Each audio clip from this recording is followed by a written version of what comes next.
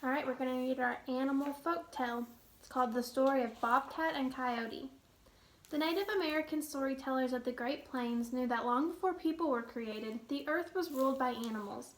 There were blue jays and moles and turkeys and porcupines, and some other animals we know today, plus a few others you can't find anymore. But these ancient animals weren't ordinary beasts. They had magic in them, and they behaved and misbehaved. Coyote was the most magical of the animals. Sometimes he would use his powers for good, and when he created the world and humans from lumps of mud. But mostly Coyote was a trickster who would try to cause trouble for others and end up getting into trouble himself. That's exactly what happened when he played a joke on Bobcat. When Coyote created the world, he wanted to make it perfect, so he made most of the animals look just like himself. Back then, Coyote didn't look like the coyotes you see today. The original coyote had silky soft fur of golden brown, a short and slender tail, clear sparkling eyes, graceful legs, and small rounded ears. That's also the way the original bobcat looked. Coyote and Bobcat were friends. They spent a lot of time on the plains together, hunting and playing through the night. One morning, Coyote woke up early and went to visit Bobcat, but when he arrived, Bobcat was still asleep. Coyote was about to wake him when a thought crossed his mind. Bobcat is too handsome, thought Coyote. I've given him too much of my good looks. Now's my chance to make some adjustments. Coyote sang a lullaby into Bobcat's ear to put him into a deep, deep sleep. Then he went to work making Bobcat less handsome. First he pushed in Bobcat's face, making his muzzle shorter. Then he tugged on Bobcat's ears, making them pointy. Oh, much better than expected, chuckled Coyote. But there's more to do. He shortened Bobcat's legs and stretched his paws. He bobbed his tail and yanked on the corners of his eyes. And as he surveyed his progress, Coyote nearly burst with laughter. And now the final touch, said Coyote. He scooped up a pawful of pebbles and dust and sprinkled it into Bobcat's back. Polka dots, Coyote howled with glee.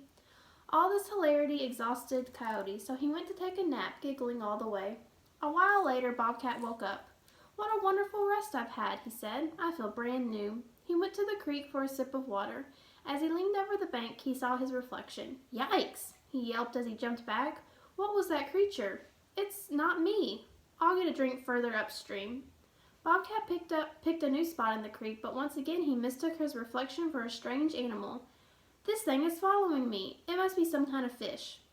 Wherever Bobcat peeked over the bank of the creek, the ugly face peeked back. Finally, he gave up and headed home. On the way, he passed several of his friends. He was eager to tell them about what he saw in the creek, but they all ran away.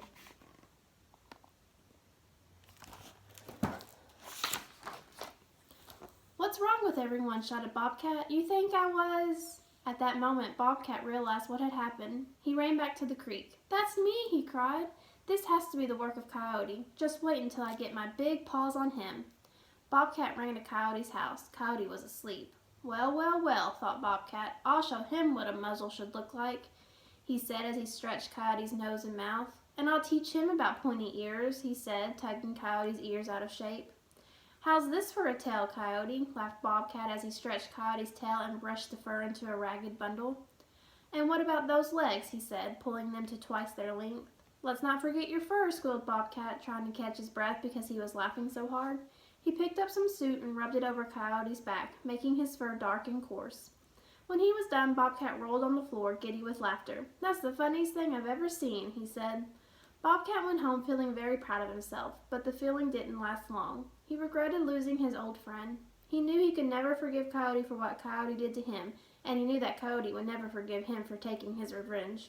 This is how coyotes and bobcats came to look as they do, and why they still don't get along today.